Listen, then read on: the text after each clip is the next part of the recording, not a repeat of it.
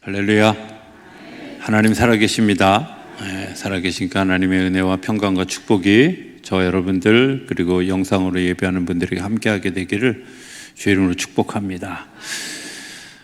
창세기 1장 2절에 보면 창조 이전의 상태의 모습을 이렇게 얘기합니다. 땅이 혼돈하고 공허하고 흑암이 깊음 위에 있고 하나님의 신은 수면에 운행하고 계시다, 이렇게 표현합니다.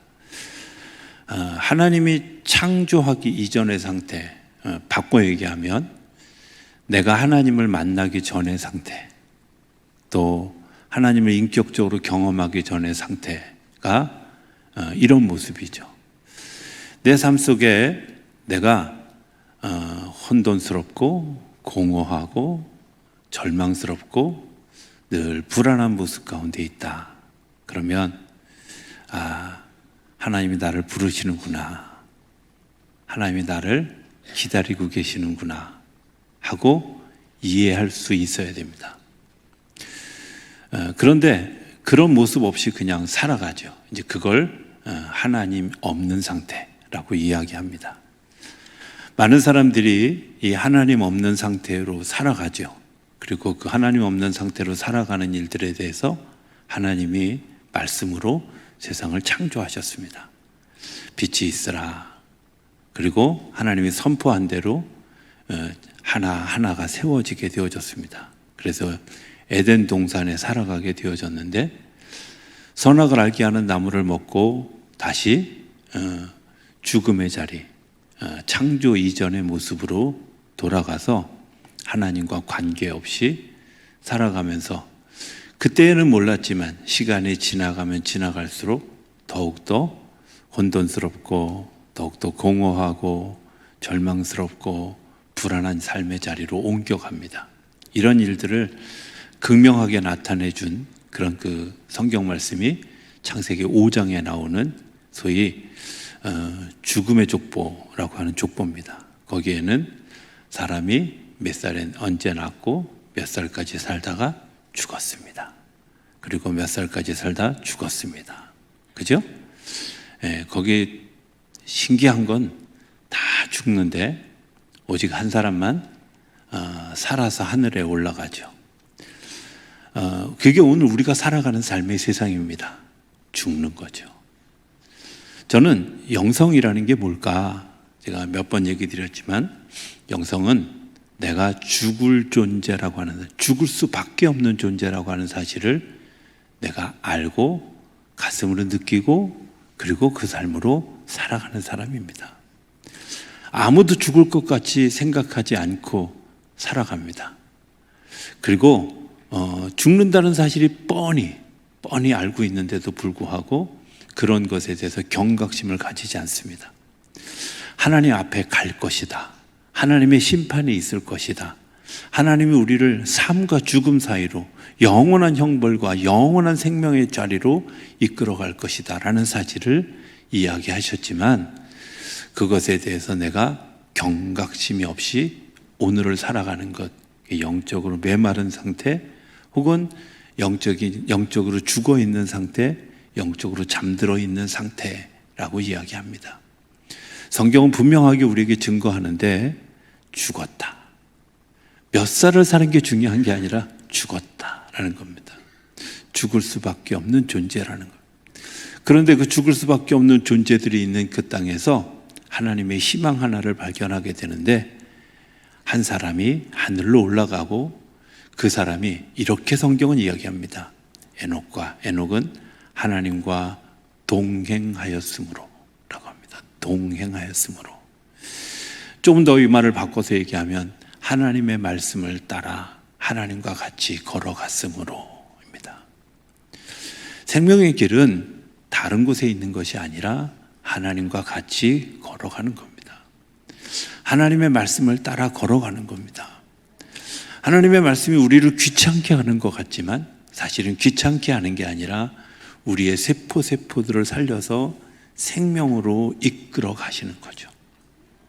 그런데 그런 일들이 하나님의 역사 가운데 계속 되어지지만 사람들이 그것에 대해서 귀를 기울이지 않습니다. 구약시대의 많은 예언자들, 그들이 한 이야기들이 뭘까요? 예언자들이 한 말은 간단합니다. 이렇게 해야 산다. 왜냐하면 하나님은 우리를 살리려고 우리에게 말씀하시거든요. 사단은 우리를 죽이려고, 넘어뜨리려고, 구렁텅이에 집어넣으려고 우리에게 이야기하지만 하나님은 우리에게 말씀하시는 모든 것들이 살아갈 수 있도록, 살아나도록, 생명이 있도록 우리에게 말씀하신다는 거예요. 그 말씀을 우리가 듣지 않습니다. 구약시대 전체를 보면 하나님의 말씀을 듣는 듯 하다가 듣지 않고, 듣는 듯 하다 듣지 않고, 이런 일들이 계속 되어집니다. 그리고 결국 절망이라고 하는 곳에 막다른 골목에 서고, 구약과 신약 시대에 400년 정도의 암흑의 시대를 경험하게 됩니다. 하나님이 이미 이사야를 통해서, 미가라는 선지자를 통해서, 때로는 다니엘을 통해서 예수님이 오실 것을 예언해 주셨음에도 불구하고 아무도 그 사실을 받아들여지지도 않고 알지도 못했습니다. 너무 구체적으로 얘기했습니다. 그 사람은 아브라함의 자손이다. 다윗의 자손에게서 이런 일이 날 것이다 라고 힌트까지 다 줬는데 아무도 그것에 대해서 귀를 기울이지 않습니다. 오늘 마태복음 1장 1절로부터 시작하는 족보를 선택의 족보, 생명의 족보라고 이야기하는데요. 이 생명의 족보의 시작은 이렇게 얘기합니다. 아브라함과 다윗의 자손 예수 그리스도의 계보라, 족보라, 이런 뜻입니다. 왜 아브라함일까? 왜 다윗일까? 하나님이 아브라함을 불렀고 다윗을 불렀고, 네, 그렇죠. 그런데 그들을 부를 때 하나님이 어떻게 부르셨을까요? 그들에게도 똑같이 말씀으로 부르셨어요. 아브라함에게 얘기합니다. 너는 너의 본토와 친척과 아비 집을 떠나서 내가 내게 지시할 땅으로 가라 말씀해 주셨습니다. 그리고 그가 그 응답으로 믿음으로 걸어갔습니다. 걸어간 곳에서 그의 걸음 가운데 온전하게 순전하게 그 길을 걸어간 것 같지만 사실은 온전하고 순전하게 걸어간 게 아니라 비틀대면서 걸어갔습니다. 약속의 땅에 갔지만 내가 기근이 이른 것 때문에 다른 땅에 갔다가 혼쭐이 나기도 하고요.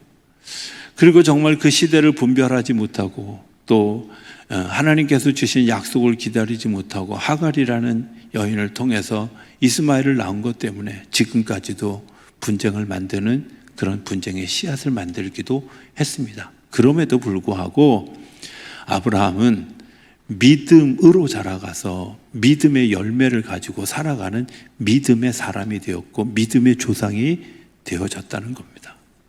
하나님께서 그를 제사장적 삶으로 바꾸어 주셨고 그가 제사장적 삶으로 살아갈 수 있도록 인도해 주셨습니다.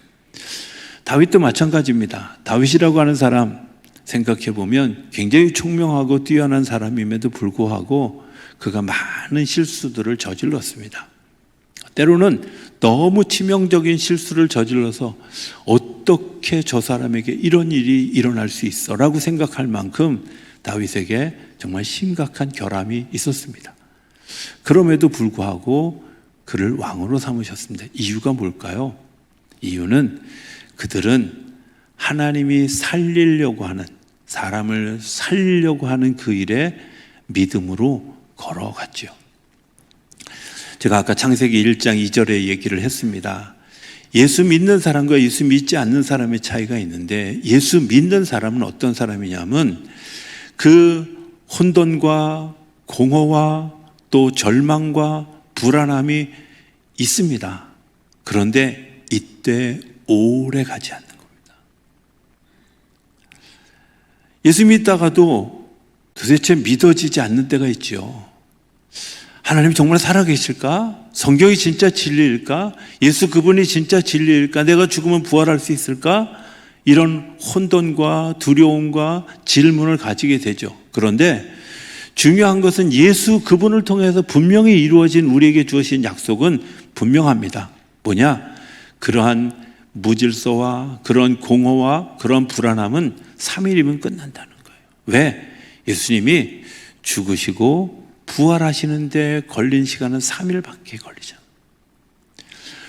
우리가 오늘 영원한 혼돈, 영원한 공허, 영원한 절망, 영원한 불안 가운데 살아갔던 우리들, 내가 예수 만난 다음에 바뀌어진 일들은 그 일들이 간간히 찾아오기는 하지만, 손님처럼 찾아오기는 하지만 그 일들이 영원히 지속되어지는 것이 아니라 문제가 생겼을 때 답을 얻고, 문제가 생겼을 때 해결하고, 문제가 생겼을 때 극복하고, 문제가 생겼을 때 확신으로 바뀌어져 가게 하신다는 거예요. 그게 하나님의 역사예요. 내 안에 살아계신 하나님의 역사. 끝없이 계속되어지는 하나님의 역사가 이터널 라이프, 영원한 삶이라면, 절망에, 예수 믿지 않는 사람들의 역사는 이터널 데스입니다. 영원한 죽음에 가게 됩니다. 우리가 죽음으로 향해 가고 있다고 생각하는 것과 살아가고 있다고 하는 건 너무 다르죠. 이런 일이 있지 않습니까? 우리가 보통 밤을 지나게 됩니다. 어떤 분이 저한테 이런 질문을 한 적이 있어요. 목사님, 제가 밤에 꿈을 꿨는데요, 그 꿈이 도대체 기억이 나질 않아요. 왜 그럴까요? 둘 중에 하나죠. 기억력이 나쁘거나, 아니면 밤의 일을 잊어버려도 좋을 만큼 아침의 환희가 너무 큰 거죠. 성경에 보면 이런 사람이 있었습니다. 느부갓네살이라고 하는 사람이었죠. 느부갓네살이 어느 날 꿈을 꿨습니다. 굉장히 대단한 꿈을 꾼 것 같은데 그 꿈을 꾼 일에 대해서 잊어버렸습니다. 잊어버린 것 때문에 안타까워하는 사람은 그 사람이 그것을 굉장히 소중하게 저는 그걸 목마름이다 이렇게 생각합니다. 오늘 우리가 무언가를 잊어버렸다면 그 잊어버린 것 때문에 내가 목말라야 되는데 목마르지 않는 거죠. 잊어버린 것 때문에 목마른 사람에게는 혼돈이 있는데 그 혼돈이 하나님의 진리가 왔을 때 아멘 할 수 있는 진리로 받아들여지어지는 거죠. 그 목마름이 있을 때 우리가 막 복잡하고 이해하고 이해 못하고 받아들여지지 못했을 때 그 혼돈이 우리 속에 다가오면, 하나님의 진리가 우리 속에 다가오면 그렇구나 깨달음이 되어지고 우리의 생각과 삶이 바뀌어지게 되어지는 거죠. 목마름이 그래서 필요한 거죠. 목마른 사람들이 또 느끼는 또 다른 하나는 공허함입니다. 공허함이라는 게 뭐냐면 채워지지 않는 거죠. 사람들이 이 채워지지 않는 것 때문에 어떤 일을 할까요? 채워지지 않는 것 때문에 자기에게 돈으로 채우려고 하고, 명예로 채우려고 하고, 권력으로 채우려고 하고, 이런 것들이 채워지지 않는 것 때문에 때로는 우리가 다른 겉으로 드러나는 것들에 취하려고 하는 어리석은 일들을 범하죠. 그래서 때로는 사람들이 중독에 빠지는 경우도 있습니다. 도박을 하고 술을 먹고 담배를 피고 마약에 중독되어지고 하는 일들이 일어나는 일들이 왜 우리 안에 공허함이 있거든요. 이 공허함을 예수 그리스도의 진리로 충만함으로 채워야 되는데 충만함으로 채워지지 않으니까, 손에 잡히는 것들이 없으니까 그것들 때문에 자꾸 놀이 또 여행 이런 것들로 자기의 삶을, 저는 여행하는 일이 그렇게 나쁘다고 생각하지 않습니다만은 중독처럼 여행하는 사람들이 있죠. 꼭 필요한 일일까 하는 생각을 하게 될 때가 있습니다. 공허함에서부터 시작하는 거죠. 공허함을 채우는 건 예수 그리스도의 보혈의 능력이 우리 안에 들어오면 이 공허함이 자유함으로 충만함으로 바뀌어져 가는 줄로 믿습니다. 우리 절망이 있죠. 어둠이 있습니다. 느부갓네살 왕이 이 절망 속에서 꿈을 꿨습니다. 밤에 꿈을 꿨습니다. 주님께서 빛을 비춰주셨는데 이 꿈을 잃어버렸습니다. 그런데 그것 때문에 밤새 고민을 합니다. 그리고 지혜자들을 부릅니다. 내가 어젯밤에 꿈을 잃어버렸어. 꿈을 꿨는데 너무 중요한 꿈인 것 같은데 기억이 나지 않아. 알아맞혀줘봐. 여러분들 어떤 생각이, 저는 이런 생각이 들어요. 만약에 제가 어젯밤에 꿈을 꿨는데 잊어버렸어. 여러분들 제 꿈을 찾아주세요 하고 여러분들에게 설명하면 아마 한 80%는 드디어 우리 목사님 맛이 갔구나, 갈 때까지 갔구나, 이럴 거 아니야. 그죠? 근데 이 느부갓네살은 한술 더 떠가지고 대답을 못하니까 이 땅의 지혜자들 다 죽여. 여기까지 갔어요.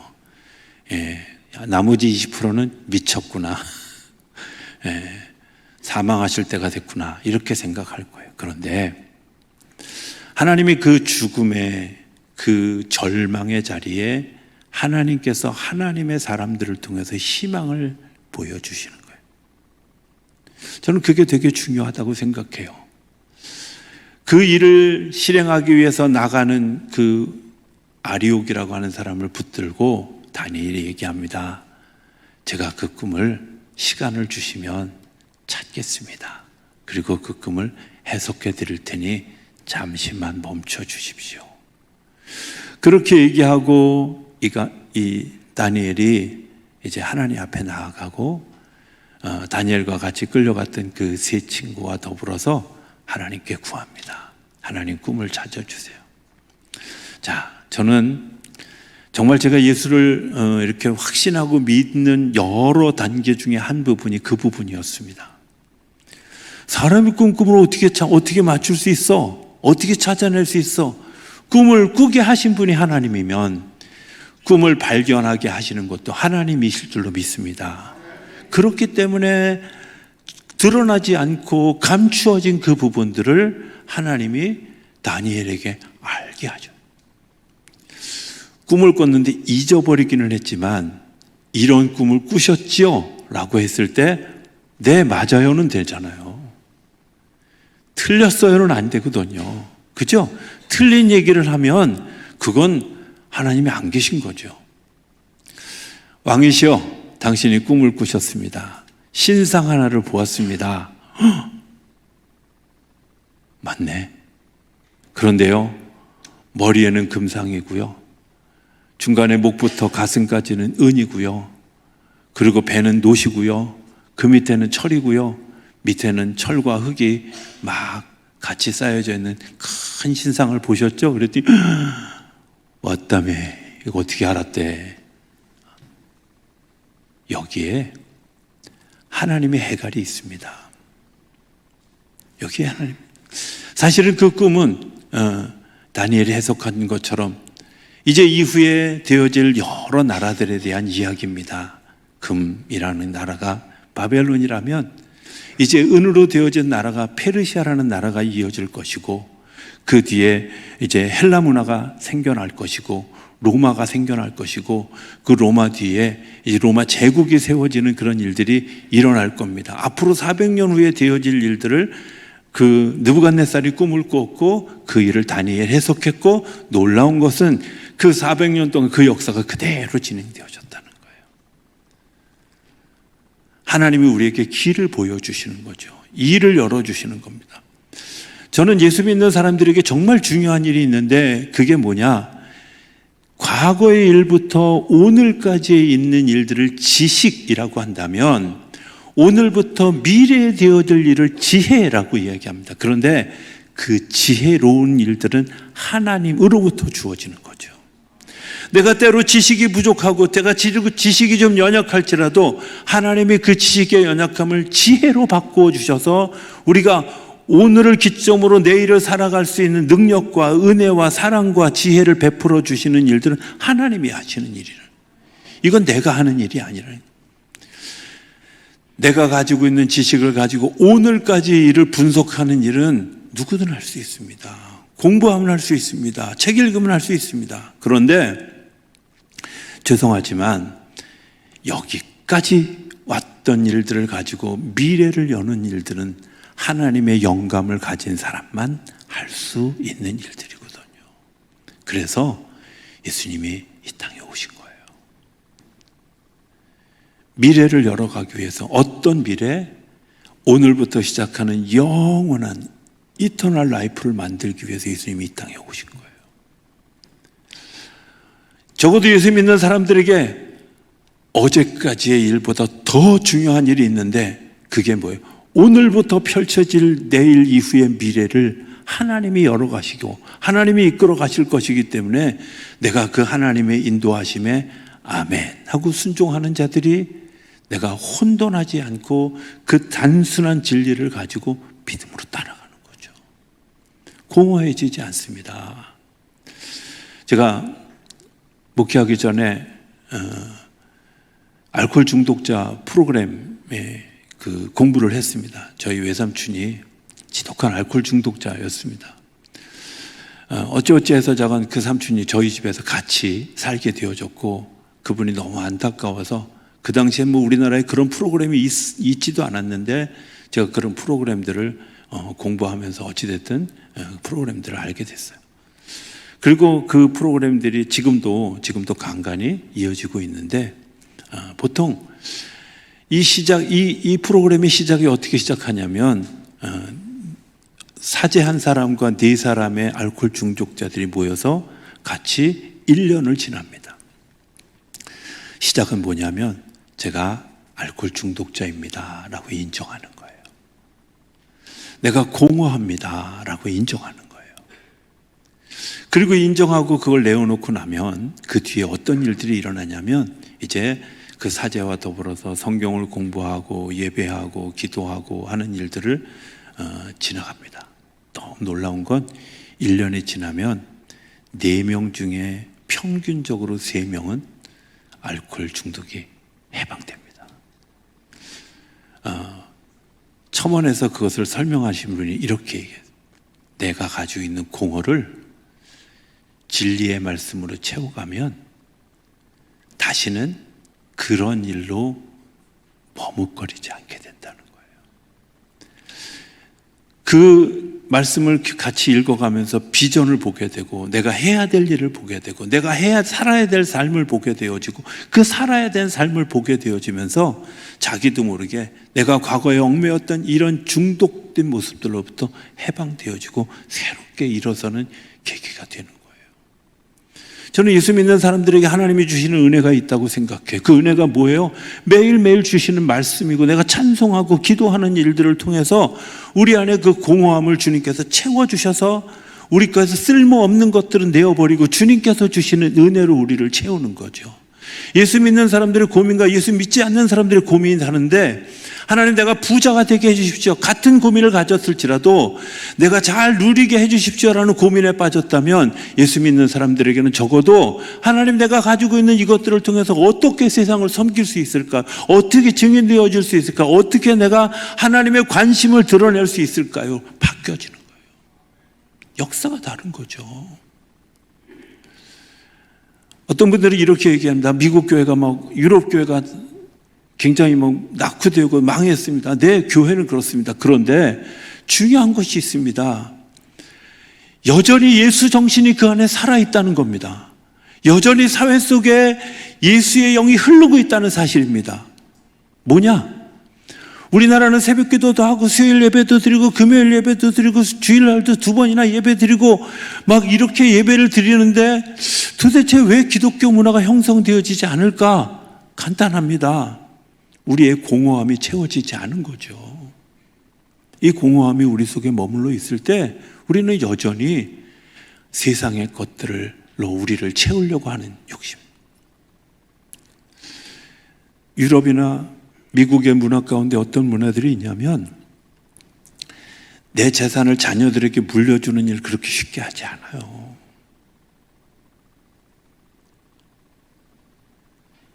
사회가 나를 세웠기 때문에 내가 사회에 돌려보내는 것이 너무나 당연하다고 생각해요.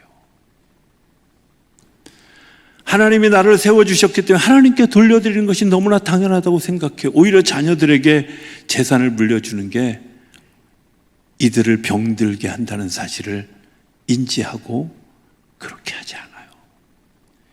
20세부터 다 독립시켜요. 자기가 벌어서 다니게 하고 자기가 벌어서 살게 하고. 여러분들 별거 아닌 것 같은데 이 작은 문화가 세상에 클래스를 달리 만듭니다. 세상의 넓이를 달리 만듭니다. 하나님이 우리에게 주신 것들, 내가 나에게 주는 은사, 재능, 이것을 나를 위해서 사용하는 일들, 그것에 머물러 있으면 우리는 하나님께서 원하시는 하나님의 나라의 공동체를 세워갈 수 없어요. 그러니까 늘 어떤 일들이 불안한 거예요. 두려운 거예요. 무너질까봐, 서 있지 못할까봐, 좌초할까봐, 도산할까봐 두려워지는 거죠. 아니요. 하나님이 우리에게 명령하신 것은 더불어 살아갈 때 그 더불어 살아가는 그 속에서 하나님의 역사를 세워가는 거죠.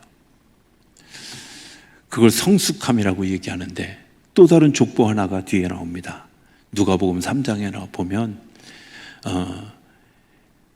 예수님으로부터 시작해서 하나님의 이르러 올라가는 족보가 있어요. 이 족보는 뭐냐면 성경 이렇게 누가복음 3장 22절에 보면 이렇게 표현합니다.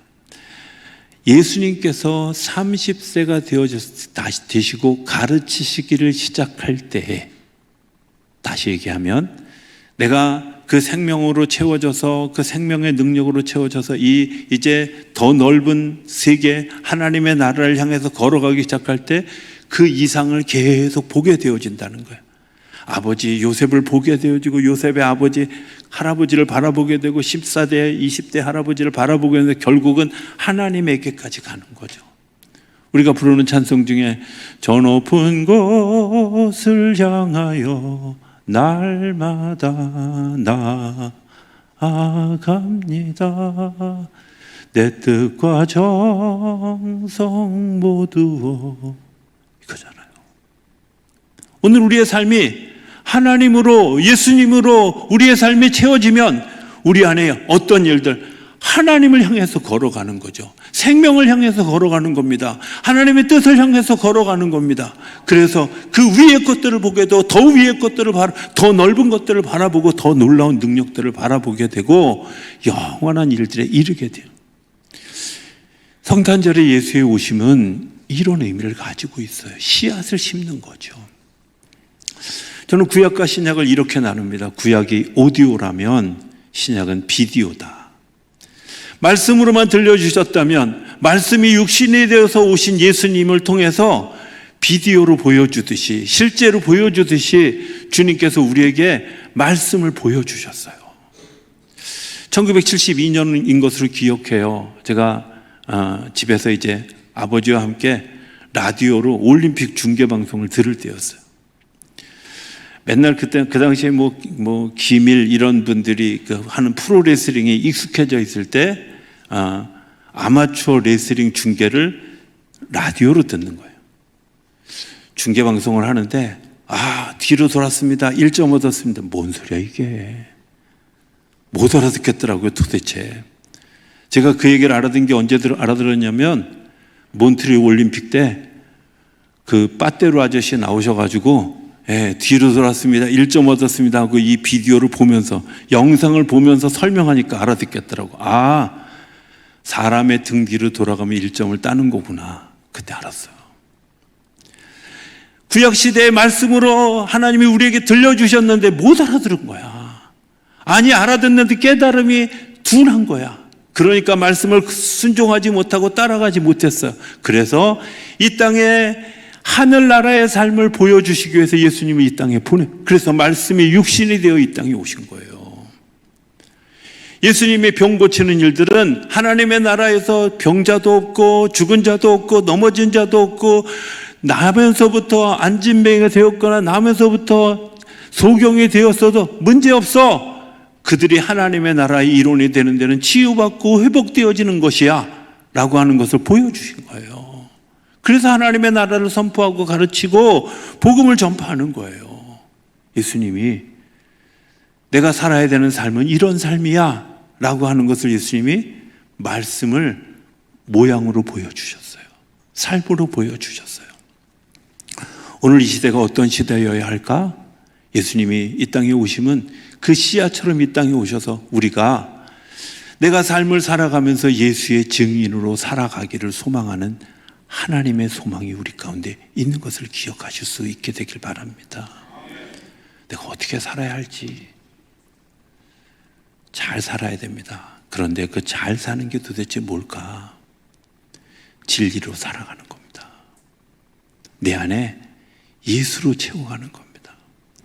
희망이 없는 곳에 희망을 만들어주시는 그 길을 발견하고 그 길에 대해서 선포하는 겁니다.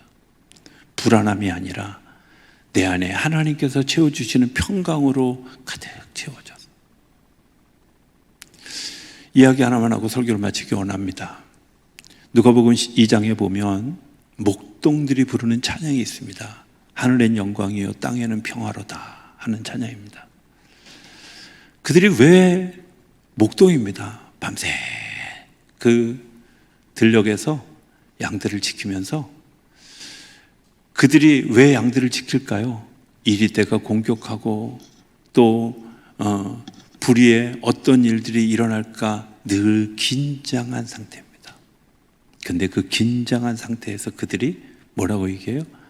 하나님, 하늘엔 영광이고 땅에는 평화입니다. 결코 평화롭지 않습니다. 뭐 때문에 그랬을까요?